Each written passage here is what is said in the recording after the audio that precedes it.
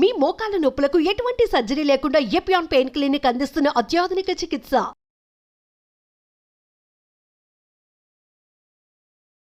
కానీ ఇంకోటి ఏమంటే ఎక్సర్సైజ్లో ఏదో లీజర్లీ ఫ్రెండ్స్ మాట్లాడుకుంటా కాఫీ తాక్కుంటా ఏదో స్మోక్ చేసుకుంటా వాకింగ్ అది విగ్రెస్గా మినిమం పర్ అవర్ 6 kilometers నడవాలి. Minimum 6 is minimum.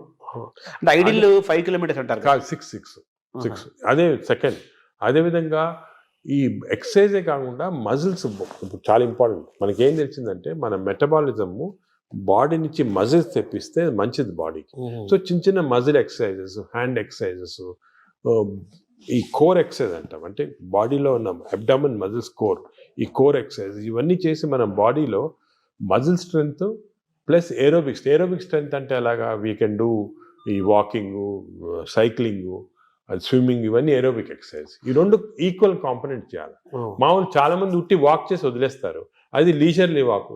రోజు పొద్దున ఒక 2-3 kilometers ఫ్రెండ్స్ వచ్చి బాగా బ్రేక్ఫాస్ట్ తిని హ్యాపీ కరెక్ట్ కాదు, తెలియదు అది. So we have to do the correct type of exercise. Morning ఎక్సర్సైజా, ఈవినింగ్ ఎక్సర్సైజా, ఎంత ఎక్సర్సైజ్ చేయాలా, ఏ బాడీకి ఎక్సర్సైజ్ చేయాలా, abdomen central abdomen exercise, hands muscle, ఇవన్నీ కూడా కరెక్ట్గా అడ్వైస్ తీసుకొని చేయటం బెటర్. అంటే మామూలుగా కార్బోహైడ్రేట్స్, ప్రోటీను, మీటు, ఇలా పర్ఫెక్ట్ సంపూర్ణమైన ఆహారం ఎలా ఇంపార్టెంటో మన ఎక్సర్సైజ్ ఫార్మేట్ ఎక్సర్సైజ్ ఎప్పుడు చేయాలి, ఏ ఎక్సర్సైజ్, అవి కూడా చాలా అది నెగ్లెక్ట్ చేస్తాం. వాకింగ్, ఏరోబిక్స్, ఇవన్నీ ఎక్సర్సైజ్ కాంబినేషన్ అది చేయాలి. ఇప్పుడు థర్డ్ కాంపోనెంట్ గట్ హెల్త్కి స్లీప్. స్లీప్ గురించి చాలా మిస్నామర్స్ అంటే చాలా మంది బిజీ వాళ్ళు. ఇప్పుడు నేను కూడా మొట్టమొదట ఇది కూడా మిస్టేక్స్ చేసేవాళ్ళము. టైం లేదని చెప్పి 4 గంటలు పండుకోవటము అలా చేసి కొంతవరకు ఈ బ్యాక్టీరియా చాలా important. They are very sensitive to sleep. Bacteria కూడా పండుకోవాలి కదా, రెస్ట్ ఇవ్వాలి కదా. మనం సపోజ్ మన బాడీ వర్క్ చేస్తుంది, దాని రెస్ట్ అవి ఇరిటేట్ అయిపోయి గుడ్ బ్యాక్టీరియా పోతాయి బాడీలో. అంటే ఎలాగంటే మన ఆర్గనైజేషన్ అవును, ఎంప్లాయీస్ ఉంటారు, మన ఎంప్లాయీస్కి రెస్ట్ ఇవ్వకుండా రాత్రి పగలు పని చేయండి అంటే మంచోళ్ళు వెళ్ళిపోయి చెడ్డోళ్ళు మిగులుతారు. డిసిప్లిన్ మధ్య ఫైట్ వచ్చి అలాగే బ్యాక్టీరియా కూడా సేమ్ ఒక ఫ్యాక్టరీ లాగా లోపల. Look after sleep. స్లీప్ నార్మల్గా ఇండివిజువల్గా ఒకరికి 8 hours, కొంతమంది 6 hours, అలా డిఫరెంట్ రేంజ్. 6 to 8 hours అంటాము, 7 hours నార్మల్గా యావరేజ్. మరీ ఎక్కువ స్లీప్ 10 hours చేస్తే కూడా లోపల బద్ధకం వచ్చేస్తుంది, బ్యాక్టీరియా కూడా బద్ధకం వస్తుంది. ఎంత ఇవ్వాలి అంత ఇవ్వాలి, 7 to 8 hours.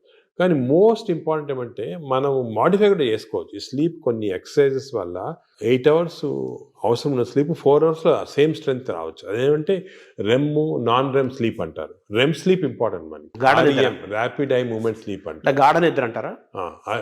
రెమ్ స్లీప్ అనేది మన నిద్రలో డ్రీమ్స్ వస్తాయి, అవన్నీ రెమ్ స్లీప్.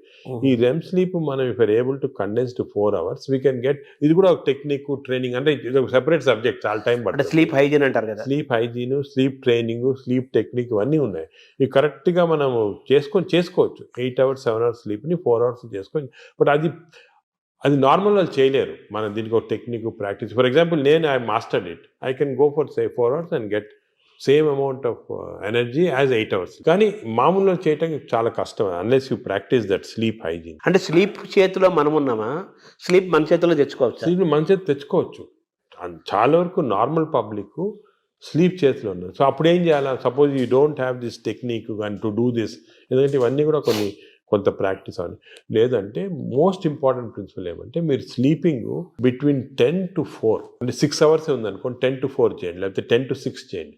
అంటే 10 o'clock అర్లీ స్లీప్ అని. ఎందుకంటే నేచర్ కూడా ఎలాగంటే మనం ఎప్పుడు ఈ లైట్లు గీట్లు లేనప్పుడు సన్ రైజ్ లేసేవాళ్ళము, సన్ సెట్టింగ్ పండుకున్నాము పల్లెటూరు. సో సన్సెట్ నార్మల్గా 7 o'clock 8 o'clock అవుతుంది. So early sleep. Sunrise పొద్దున early morning 5 o'clock 6 o'clock. So ఆ sunrise sunset timing maintain చేస్తే కొంతవరకు న్యాచురల్ స్లీప్ చాలా హెల్తీ స్లీప్. అంటే బ్యాక్టీరియా కూడా చాలా సంతోషపడతాయి. అండ్ ఎవల్యూషన్ ఇది మిలియన్స్ ఆఫ్ ఇయర్స్ ఎప్పుడు వచ్చింది కాదు, కొన్ని మిలియన్స్ ఆఫ్ ఇయర్స్ ఎవల్యూషన్లో ఇలా తయారయ్యాం మనం. ఇప్పుడు ఈ గత 200-300 సంవత్సరాలుగా ఈ ఎలక్ట్రిసిటీ ఇవన్నీ రావడం జరిగింది. కానీ ఓల్డెన్ డేస్లో మనం చేసేది ఆ ప్యాటర్న్ ఫాలో అవుతుంది. So early bed, early getting up, rise అంటారు కదా, అది సామెత, మంచి కరెక్ట్ సామెత. అది మనకి చాలా మంది successful people have done that.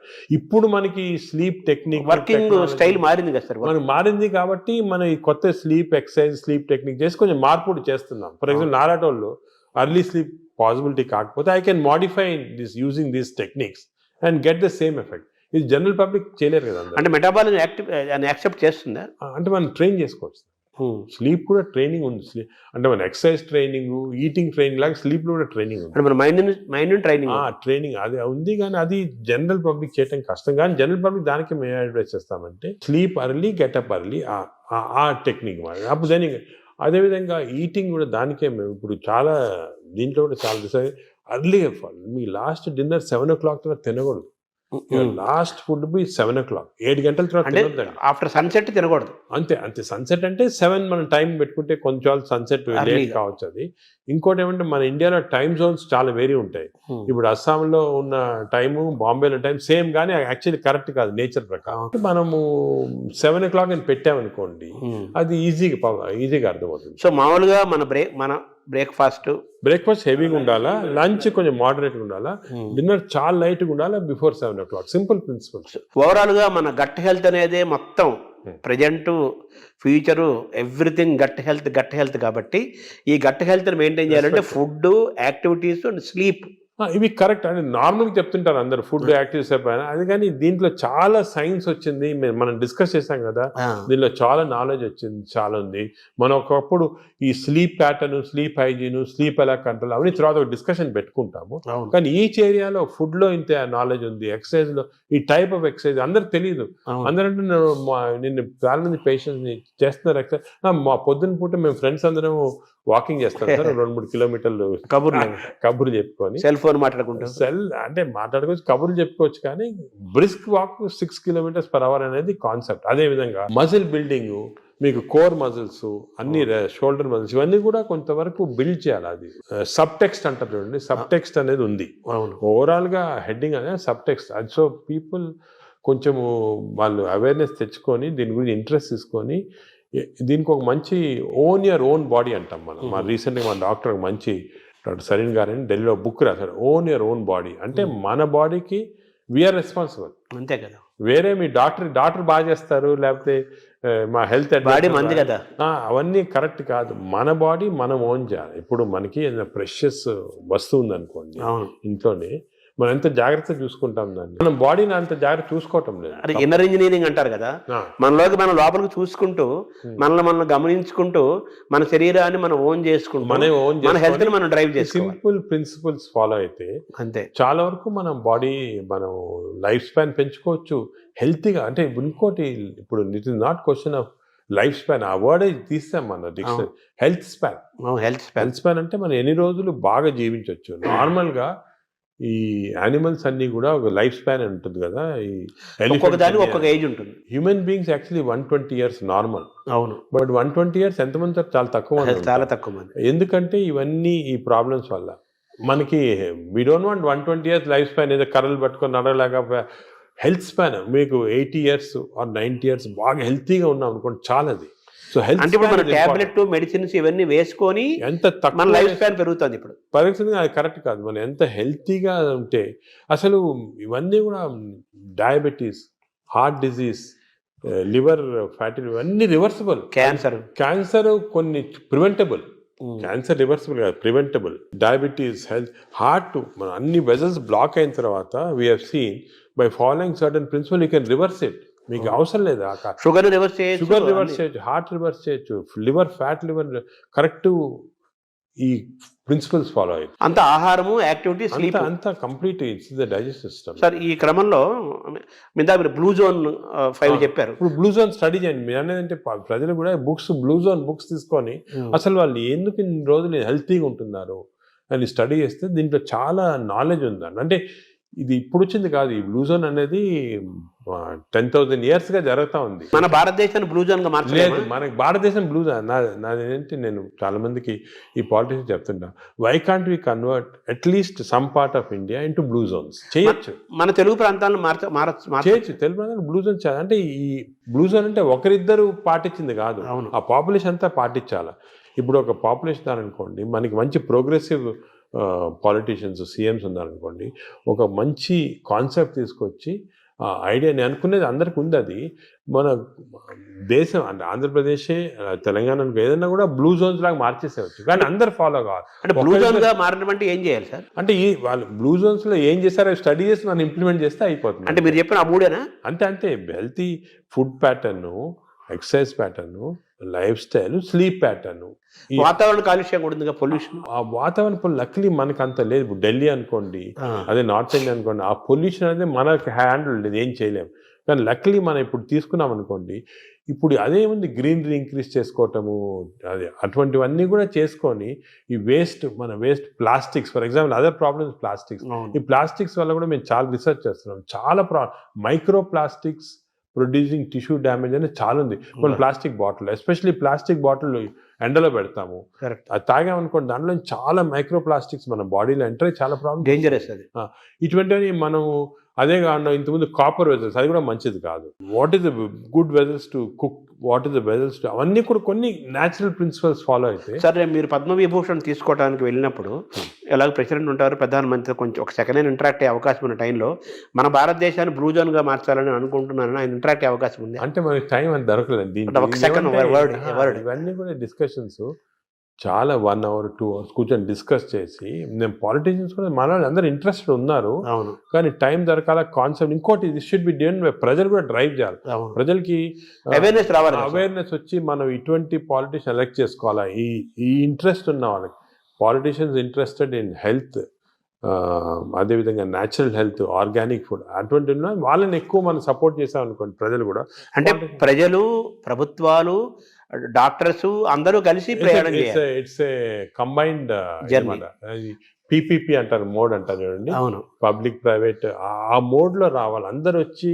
ఎందుకంటే అల్టిమేట్లీ మనకి లైఫ్ లో ఇంపార్టెన్స్ హెల్త్, అంతే కదా. అదేవిధంగా మనకి హ్యాపీనెస్ అవన్నీ ఉండాలంటే health is the most important. Ultimately health is the bottom line. అంతే, ఎంత రిచ్ ఉండి, ఎంత ఇండస్ట్రియలైజ్ అయ్యి, ఎంత సిటీ, ఎంత పెద్ద పెద్ద సిటీస్ డెవలప్ అయినా కూడా హెల్త్ లేకపోతే అంతే కదా. చాలా మంది కోటీశ్వరులను చూస్తున్నాము, పెద్ద పెద్ద పదవుల్లో ఉంటారు, వాళ్ళు తినలేరు, తాగలేరు, నిద్రపోలేరు, ఎంజాయ్ చేయలేరు. I'm seeing so many rich patients, చాలా పెద్ద పొజిషన్ లో ఉన్నారు, చాలా వాళ్ళ ఫీల్డ్స్ లో చాలా ఫేమస్. సింపుల్ హెల్త్ ఫాలో కాకుండా they have damage their body. వాళ్ళు ఇప్పుడు ఫీల్ అవుతుంటారు, ఈ నాలెడ్జ్ మనకి ఉండుంటే 10 సంవత్సరాల క్రితం ఇలా ఉండేది కాదు. కానీ ఇప్పుడు నౌ నాలెడ్జ్ ఇస్ దేర్ కాబట్టి మీరు ప్రెస్ కానీ, ఎలక్ట్రానిక్ మీడియా కానీ, డిజిటల్ మీడియా కానీ, పొలిటికల్గా కానీ, అందరం కలిసి, మా డాక్టర్స్ అందరం కలిసి, this knowledge we have to give to general public. This knowledge is gold. This time వాళ్ళు కూడా నేను అనేది అంటే, మనం ఈ ఒక్క సెషన్లో గంట సేపులో అన్ని చెప్పలేము. వాళ్ళు కూడా they should go in to the depth and read books about it, read papers about it, social మీడియాకి కరెక్ట్. అంటే మీరు చెప్పినట్టు ఏదేదో అన్నీ వస్తుంటాయి సోషల్ మీడియా, అలా ఫాలో కాకుండా కరెక్ట్గా people have done research, scientist ఉన్నారు దీంట్లో, డాక్టర్స్ ఉన్నారు రెప్యూటెడ్, ఇటువంటి వాళ్ళ దగ్గర నుంచి ఇన్ఫర్మేషన్ తీసుకొని జనరల్ పబ్లిక్ కానీ, జనరల్గా ఇది మనము ప్యాటర్న్స్ అడాప్ట్ చేస్తే డెఫినెట్గా overall health of the country will improve. Sir, ఇందాక మీరు మాట్లాడుతూ స్టూల్ గురించి మాట్లాడారు సార్. భవిష్యత్ అంతా స్టూల్ టెస్టులు జరుగుతాయని, బ్లడ్ బ్యాంకు లాగా స్టూల్ బ్యాంకులు వస్తాయని. మంచి హెల్తీ పీపుల్ని స్టూల్ తీసుకుంటే that stool is different from unhealthy person. ఇప్పుడు ఇంతకుముందు నోబెల్ ప్రైజ్ విన్నర్స్ కి బ్రెయిన్ స్టడీ చేస్తారు, ఎందుకు వచ్చింది నోబెల్, ఇప్పుడు స్టూల్ స్టడీ చేస్తున్నారు, తన స్టూల్లో ఏముంది ఇంత ఇంటెలిజెంట్ అయ్యారని. సో మనం ఇవన్నీ బ్యాంకింగ్ చేయొచ్చు. స్టూల్స్ చేసి నేను చెప్పా కదా, ఒక స్టూల్ పౌడర్ లాగా చేసి డెసికేటెడ్ స్టూల్ ని మనం క్యాప్సూల్స్ లాగా ఇవ్వచ్చు. The future treatment is going to be that. Stool banks, stool desiccated stool capsules, ఇవి దీంతో ట్రీట్మెంట్ స్టార్ట్ చేస్తాం. స్టూల్ అనేది రేపు చాలా అత్యంత విలువైన ఖరీదైన వస్తువు అవుతున్నట్టు కదా. గోల్డ్ అంటారు, న్యూ గోల్డ్. ఇంతకుముందు ఆయిల్ అంటే గోల్డ్ అనేది, ఇప్పుడు స్టూల్ ఈజ్ బికమింగ్ గోల్డ్ అన్నమాట. అంటే మైక్రోబయామ్స్ అంటారు. ఈ మైక్రోబయామ్ నాలెడ్జ్ ఇప్పుడు ఈవెన్ యానిమల్స్, ఇప్పుడు కొన్ని ఫారెస్ట్లో కలెక్ట్ చేస్తున్నారు, ఆఫ్రికన్ ఫారెస్ట్ అంతా, ఎలిఫెంట్ స్టూల్ ఎలా ఎందుకు డిఫరెంట్ ఉంది వీళ్ళది. So what are the characters, what give strength to the elephant, what is there in this. ఇందులో నుంచి మనం IBS వద్దాం సార్. ఈ IBS గురించి కూడా చాలా చర్చ జరుగుతుంది. ఆ బౌల్ సిండ్రోమ్, ఇరిటబుల్ బౌల్ అంటారు కదా, బౌల్ సిండ్రోమ్, అది కూడా మనకు చాలా ఇంపార్టెంట్. చాలా మంది, కోట్లాది మంది ఫేస్ చేస్తున్న ఇష్యూస్ అవి. మీరు అన్నట్టు IBS 30% of normal population IBS ఉంది. IBS అంటే ఏమి? IBS అంటే symptoms because of gut changes. అంటే డైరియా రావచ్చు, కాన్స్టిపేషన్ రావచ్చు, పెయిన్ రావచ్చు, ఈ కాంబినేషన్ రావచ్చు. దీని అంటే కడుపు ఉబ్బరము, అరక్కపోవటము, కడుపులో మంటలు, బ్లోటింగ్, డిస్టెన్షన్, ఇది అది అగైన్ కనెక్టెడ్ టు మైక్రోబయామ్. ఈ ఇరిటబుల్ బౌల్ సిండ్రోమ్ అనేది అగైన్ చెడ్డ అలవాట్ల వల్ల, నువ్వు ఎక్కువ డ్రింక్స్ వల్ల, స్మోకింగ్ వల్ల, ఎక్సర్సైజ్ లేకుండా ఉండటం వల్ల, ఇవన్నీ కూడా. ఇప్పుడు రీసెంట్గా మన రీసెర్చ్ ఏమంటే ఈ కెమికల్స్, ఇంటెస్టైన్స్లో కెమికల్స్ చాలా ఉన్నాయని చెప్పే కదా, సెరోటోనిన్, డోపమైన్. ఈ కెమికల్ ఇంబ్యాలెన్స్ వల్ల ఇంటెస్టైన్లో కూడా ఐబిఎస్ వస్తుంది. ప్లాస్టిక్ దాని రోల్ కూడా ఉంది కదా సార్ ఇందులో. ప్లాస్టిక్స్ చాలా పెద్ద రోల్ ఉంది. Micro plastics are very danger. ఇది కూడా మన government has to take very serious. Plastics ban చేయటము, అదే కూడా విధంగా ఏ ఏరియాలో ఇప్పుడు ఈ ప్లాస్టిక్స్ అనేది పెద్ద ఇండస్ట్రీ. దీన్ని చేంజ్ చేయాలంటే చాలా డిఫికల్ట్. మనం ఫర్ ఎగ్జాంపుల్ ఈ ఫిష్లో చూసాం కదా, మేము కొన్ని ఫిషింగ్స్, ఈ కోస్టల్ ఏరియాస్ ఫిష్లో చాలా ప్లాస్టిక్స్ వాళ్ళు తినేస్తున్నారు. ప్లాస్టిక్స్ అంటే సీలో కానీ రివర్లో కానీ మనలో వేస్తారు. అవి తిని even not drinking plastics, even eating plastics containing food ఇండైరెక్ట్గా, మీట్, ఫిష్, దాంట్లో కూడా మిల్క్లో వెళ్ళిపోతున్నారు plastic. So good cholesterol, bad cholesterol అంటారు కదా సార్. అవునవును. మామూలుగా మీరు ఇందా చెప్పారు గుడ్ బ్యాక్టీరియా, బ్యాడ్ బ్యాక్టీరియా. ఈ గుడ్ కొలెస్ట్రాల్ని పెంచుకోవటం, బ్యాడ్ కొలెస్ట్రాల్ని పోగొట్టుకోవటం కూడా మనకి ఈ బ్యాక్టీరియా దీనికి మైక్రోబియం లింక్ అయి ఉంటుంది. లింక్ ఉంది, లింక్. ఎందుకంటే ఇప్పుడు గుడ్ కొలెస్ట్రాల్ అంటే ఏమి అగే ఇది కూడా పోలీస్ మ్యాన్ లాగా. కొలెస్ట్రాల్ బాడీలో రొటేట్ అవుతుంది కదా, ఆల్ ద ఎల్డిఎల్ కొలెస్ట్రాల్ అంటాం. These are all bad people, terrorist, వీళ్ళందరూ they are bad people. HDL cholesterol అనేది పోలీస్ పీపుల్. ఈ హెచ్డిఎల్ కొలెస్ట్రాల్ కాన్స్టెంట్లీ బాడీలో తిరుగుతూ ఉంటుంది. ఎక్కడెక్కడ ఈ బ్యాడ్ కొలెస్ట్రాల్, బ్యాడ్ పీపుల్ ఉంటే తీసేస్తూ ఉంటుంది మనం. సో హెచ్డిఎల్ కొలెస్ట్రాల్ ఎక్కువ చేసుకోవాలి మనం, అంటే గుడ్ కాప్స్ని ఎక్కువ చేసుకోవాలి, గుడ్ పోలీస్ వాళ్ళని ఎక్కువ చేసుకోవాలి. అది ఫుడ్ హ్యాబిట్స్, ఎక్సర్సైజ్, కొన్ని పర్టికులర్ టైప్స్ ఆఫ్ ఫుడ్లో కూడా హెచ్డిఎల్ కొలెస్ట్రాల్ ఇంక్రీజ్ అవుతుంది. ఇవి చేసి అవి హెచ్డిఎల్ కొలెస్ట్రాల్ నార్మల్గా 40 లిమిట్, 40 కన్నా తక్కువ ఉంటే మంచిది కాదు. మీరు బ్లడ్ ల్యాబ్లో చెక్ చేసుకోవచ్చు. మీ హెచ్డిఎల్ కొలెస్ట్రాల్ 40 కన్నా తక్కువ ఉంటే మంచిది కాదు, అది ఇంక్రీజ్ చేయాలి. అబోవ్ 60 ఉంటే మంచిది, అంటే ఎక్కువ పోలీస్ వాళ్ళు ఉన్నారు మీ బాడీలో. ఈ ఎల్డిఎల్ కొలెస్ట్రాల్ 100 కన్నా ఎక్కువ ఉండకూడదు, మంచిది కాదు. 100 కన్నా తక్కువ ఉంటే 70, ఇప్పుడు మేము న్యూ లిమిట్ 70 పెట్టాం. ఎల్డిఎల్ కొలెస్ట్రాల్ 70 కన్నా తక్కువ ఉండి హెచ్డిఎల్ కొలెస్ట్రాల్ 60 కన్నా ఎక్కువ ఉంటే అంటే మంచి కాప్స్ ఉన్నాయి బాడీలో, ఈ టెర్రరిస్ట్ని, థీవ్స్ని తీసేస్తున్నాయి అన్నమాట. సో అది ఏం చేయాలి, 60 HDL, less than 100 or less than 70 LDL cholesterol. Sir ఈ క్రమంలో మీరు బాగా అవేర్నెస్ తీసుకొచ్చిన టాపిక్స్లో ఫ్యాటీ లివర్ ఒకటి తీసుకొస్తున్నారు కదా సార్. ఆ ఫ్యాటీ లివర్ పెరుగుతుంది కదా ఇప్పుడు చాలా. ఇది ఎపిడమిక్ అండి ఫ్యాటీ లివర్. నేను I'm very worried about it. ఎందుకంటే మేము స్టడీ చేస్తున్నాం పాపులేషన్స్ 30-40%లో మన ఇండియాలో ఈ ఫ్యాటీ లివర్ ఇండియాలో ఎందుకు ఎక్కువ ఉన్నాయంటే మన జీన్స్లో కొన్ని ఫాల్ట్ ఉంది, ఇండియన్ జీన్స్.